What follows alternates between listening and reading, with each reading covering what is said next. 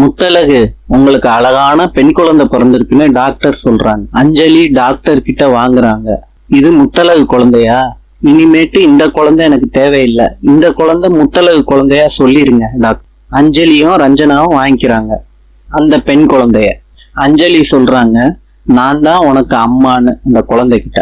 Doctor Muthazhagu மயக்கமா இருக்கிறப்ப, sorry Muthazhagu, நான் குழந்தைய மாத்துனதுக்கு என்ன மன்னிச்சிரு அப்படின்னு சொல்லிட்டு பூமி கிட்ட குழந்தைய கொடுக்குறாங்க. பூமி கிட்ட சொல்றாங்க, முத்தழகுக்கு ஆண் குழந்தை பிறந்திருக்குன்னு. ரஞ்சனா சொல்றாங்க, பேச்சியம்மா இங்க பிறந்திருக்கான்னு. பூமி திரும்பி பார்க்கிறாரு. நாளை சந்திக்கலாம். இன்றைய பொது அறிவு.